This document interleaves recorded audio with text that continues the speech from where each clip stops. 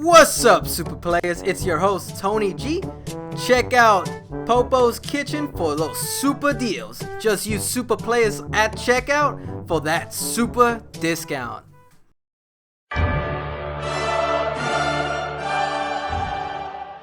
What's up, guys? Super Players back at it again with another video. And today we got a little helper or assistance or phone call Or a beginner's guide. Beginner's guide, aka beginner's guide to the tactics and skills you want to be using when you're playing Dragon Ball Super card game and you're starting off, huh? And first off, if you just found our channel, welcome to the Super Card Game channel, the Super Players, pretty much. Yeah, the Super Players up in the building. And the first tip for you, viewer, in that camera screen, watching us in that phone, plasma TV, or whatever, laptop.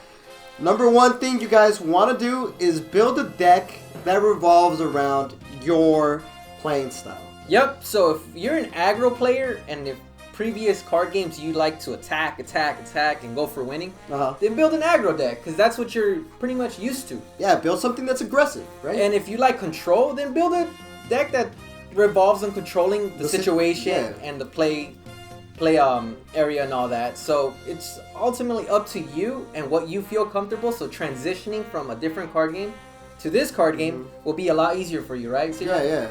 Depends. Are you the type of dude to be like kill you, attack, or are you like, all right, he's attacking me, I gotta control the situation? Like a boxer, like you hit and then you weave. And you kind of have control what are you? What's going on? Whatever you are, that's what you are. Make sure you build a deck that revolves around that. Okay? Yep. Don't build a deck. Don't play a deck that revolves around you stalling like a Beerus deck and you're attacking full on. You're not You're not using the deck at its fullest potential. Yep. So the next one is gonna be when to attack and when to receive attacks. In this game, you don't really have to attack your opponent. Yeah.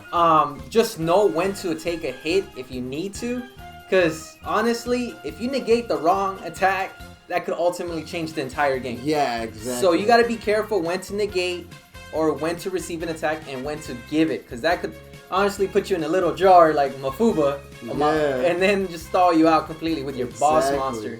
Exactly. So you kind of have to know when to attack and when to receive it, and kind of control yourself. Yeah, honestly, it's kind of hard and it's kind of tempting when you have like beast battle cards on play and you want to attack, but sometimes not attack. I've won a couple of games just because my opponent decided to attack. And when he attacked, I instantly got like 1,000. Nah, not 1,000. I got a lot of cards in my hand after that one attack, and I flipped the game over. Because more resources ultimately is what gets the games in this game. It changes the game. So that's number 2. Always know when to attack and when to receive attacks. Yep. Okay? Then, the next vital thing you guys have to know is having hand awareness at all times. Be aware of how many cards you have in your hand and how many you have in your life. Because ultimately, what's going to save you is not your life. It's going to be what you have in your hand. Can you out-combo your opponent, and can you negate the attack you really want to negate? Yeah. You can't just go negate and then you're like, whoa, I just untapped all my energy that I needed. When you could have used a Sensu Bean or anything that could pretty much save you that turn. So you got to be careful with what you have in your hand. Be aware of your energy and your cards in your hand. Even your opponent's hand. Yeah. If you notice your opponent has 8 cards in his hand, and you only have 2 or 3, you know it's going to be difficult to beat him. Yeah. So you got to know when to negate the attack. Yeah. So make sure you're aware of both hands. Yours and your opponent's.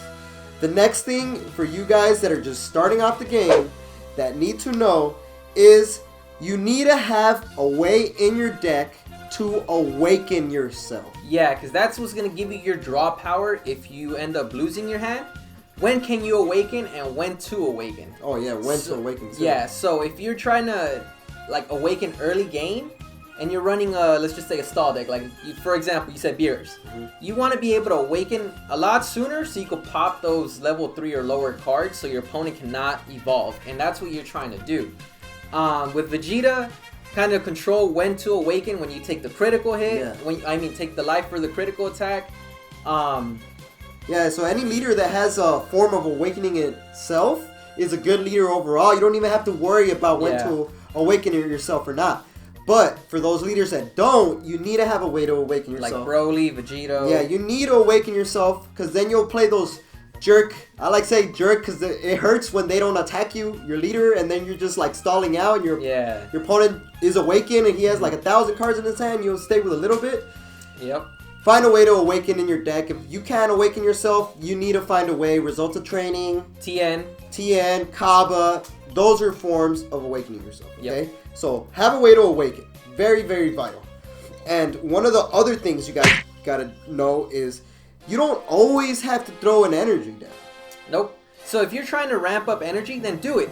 But if you know that it's limiting your hand and it's gonna cost your hand and that could ultimately kill you if they double strike you towards the end, use it appropriately. Don't throw it out and then just leave yourself limited resources. Yeah. Unless you have an extra card that you don't need, let's just say you draw into objection later on in the game, then yeah, throw it as energy or just have it in your hand to trick your opponent. Whatever you need to do to survive.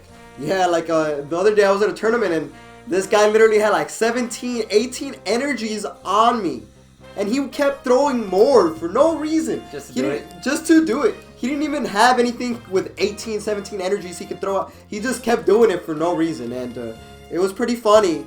But it ultimately will cost you the game if you just keep throwing energies every single turn. And there's no point.